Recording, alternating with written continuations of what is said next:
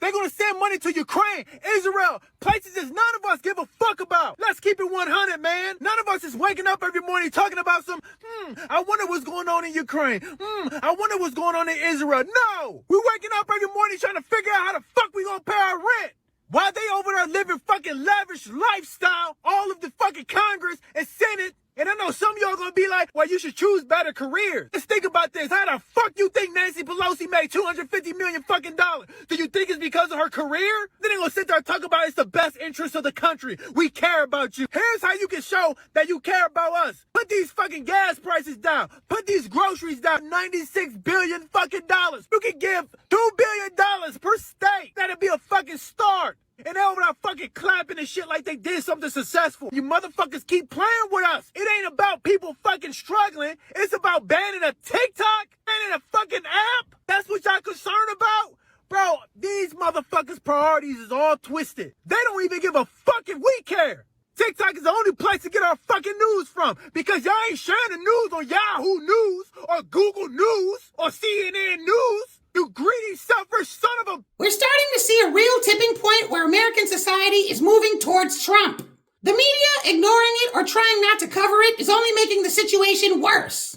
I've been on a jihad trying to cross our T's and dot our I's to make sure that every black man and woman knows that they are not to vote for Joe Biden. But at this point, I believe I'm becoming more satisfied at the direction that things are headed in. More and more blacks are getting sick of Biden just based on the economy alone. Thank God. Since we can't really count on this large online movement to expand our message offline, God had to throw a bone for guys like me. I always thought that it was going to take some kind of divine intervention in order to help us, and it seems like it's happening in the form of inflation. At the end of the day, everybody has to eat and pay for travel, and Joe Biden is doing terrible in those areas. People are finding themselves more and more pissed off at Biden every time they go to the grocery store or the gas station. It's becoming impossible to dodge. Every time the voters see the news mentioning that the U.S. is agreeing to send some ridiculous amount of money to some other country, it's making us steaming mad now. Some Americans pretend to support Israel, but at the end of the day, most Americans don't give a rip whether or not Israel is burned off the map.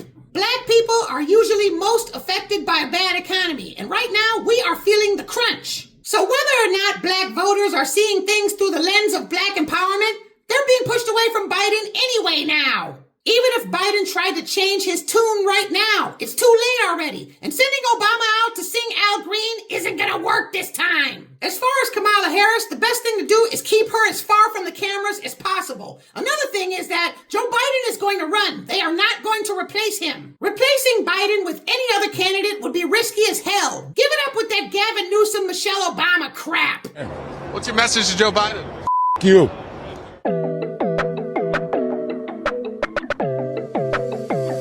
Construction workers in New York City moving to support Trump is also a bad sign for Biden, and it's not even summertime yet. Harvey Weinstein's rape conviction overturned. The timing couldn't be more perfect. They say that he was tried unfairly. Apparently they were able to prove that. But no matter what you think, this is white supremacy in action. Blacks are tried unfairly all the time with no hope of ever getting their convictions overturned. Yet this guy gets all the charges dropped. Harvey Weinstein doesn't get out of jail. He's still got a 16-year bid in California to serve. But believe me, they're working on getting those charges dropped too. This is going to have an effect on the Trump trials because Trump's cases don't hold any weight as it is. How is it going to look putting a former president away on trumped-up charges, all while all the charges on a convicted rapist have been dropped? Another interesting thing that's happening is how the tables are turning. White supremacy cannot turn the system off.